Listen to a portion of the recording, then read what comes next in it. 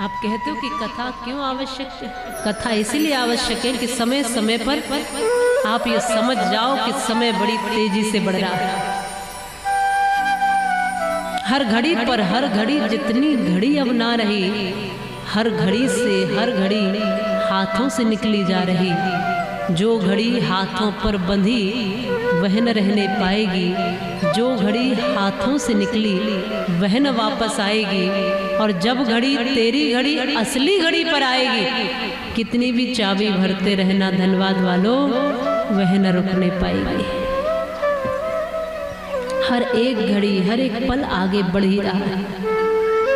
बड़े बड़े राजे महाराजे सोचते थे कि यहीं रह जाएंगे। इन सब राक्षसों ने भी यही सोचा कि यहीं रहेंगे, सदैव के लिए आए हैं। पाप तभी करते हैं हम जब हमें ये लगता है कि हम सदैव के लिए यहीं रहेंगे।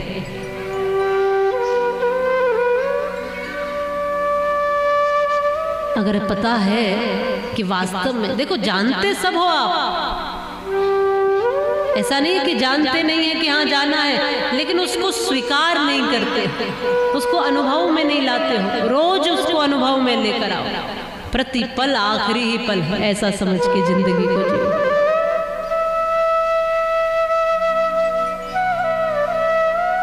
फिर थोड़ी भक्ति जगेगी, फिर भाव जगेगा। आओ दर्शन करते हुए भगवान शिव के उन सभी ज्योतिर्लिंगों का, भगवान शिव के उन सभी स्वरूपों का उनको प्रणाम करते हुए चलेंगे। सौराष्ट्रे सोमनाथं च श्रीशैले मल्लिकार्जुनम्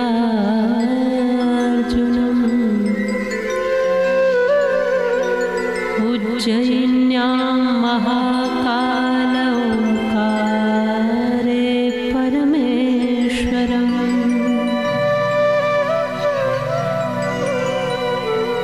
केदारं हिमवत्पृष्ठे डाकिन्यां भीमशङ्करम्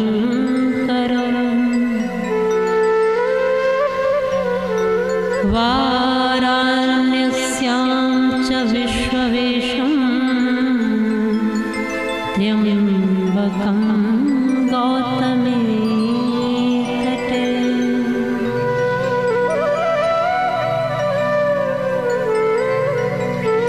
वैद्यनाथं चिताभूमो नागेशं दारुकावने सेतुबन्धे चरामेशं गुष्मेशं च शिवालये।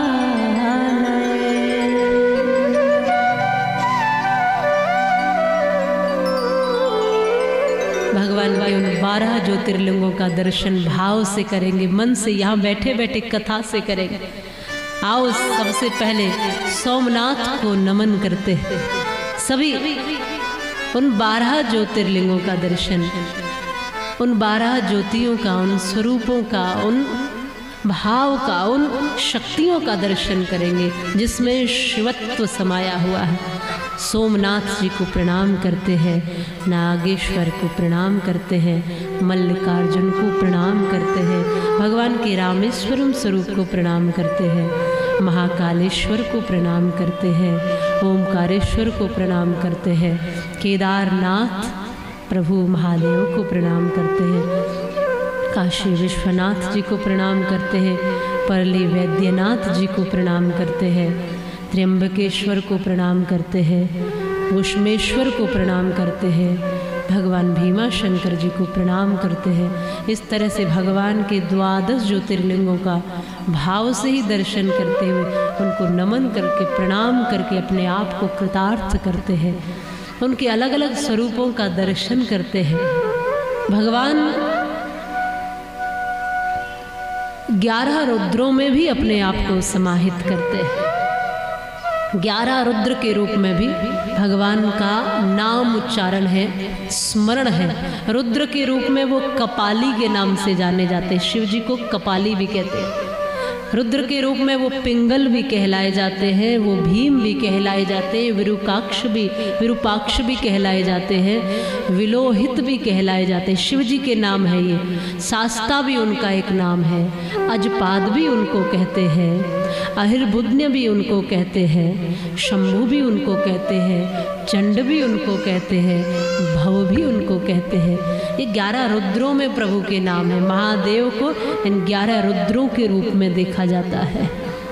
भगवान के शक्तियों सहित 10 अवतार भी शिव महापुराण में आते हैं। शक्तियों के साथ, शक्ति के साथ तो जैसे मैंने कहा शिव शव ही है, शिव शव ही है, शिव नहीं है। तो 10 अवतार भगवान के शिव महापुराण में है, जिसमें भगवान महादेव को यदि महाकाल कहा है तो उनकी शक्ति को महाकाली कहा है। जिसमें भगवान को यदि तार कहा है तो उनकी शक्ति है तारा। यहाँ भगवान बाल भुवनेश्वर के रूप में है तो उनकी शक्ति बाला भुवनेश्वरी के रूप में है। यहाँ भगवान षोडश विद्वेष के रूप में है तो षोडशी श्री विद्या के रूप में उनकी महाशक्ति भी है। भगवान यहाँ भैरव कहलाते हैं तो उनकी शक्ति भैरवी कहलाती है। यहाँ भगवान छिन्न मस्तक के नाम से जाने जाते हैं तो यहाँ उनकी शक्ति है छिन्न मस्तिका गिरिजा। भगवान को धूमवान भी कहते हैं तो उनकी शक्ति को धूमावती कहा है। बगला मुख के नाम से शिव जी को मानते हैं तो बगला मुखी के नाम से माता, उनकी जो शक्ति है आदि शक्ति है, उन शक्ति को मातृ स्वरूप में मानते हैं। भगवान को मातंग कहा है शिव जी को, उनकी शक्ति को मातंगी माना है। मानते ना बगला मुखी मातंगी, इन सब माताओं को हम शक्ति स्वरूप मानते थे। भगवान की शक्ति, जहाँ भगवान को कमल कहा है वहाँ उनकी शक्ति को कमला कहा है। और इस तरह से 10 शक्तियों के साथ में भगवान महादेव के प्राकट्य का वर्णन शिव महापुराण में है और अष्टमूर्तियों का वर्णन भी शिव महापुराण में आता है। वैसे तो संपूर्ण संसार ही शिवमय है, उन्हीं की मूर्ति है सारा संसार।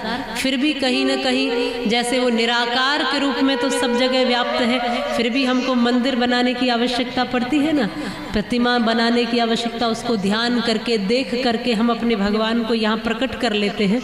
इस भाव के लिए ही उनकी मूर्तियाँ अलग अलग बनाई।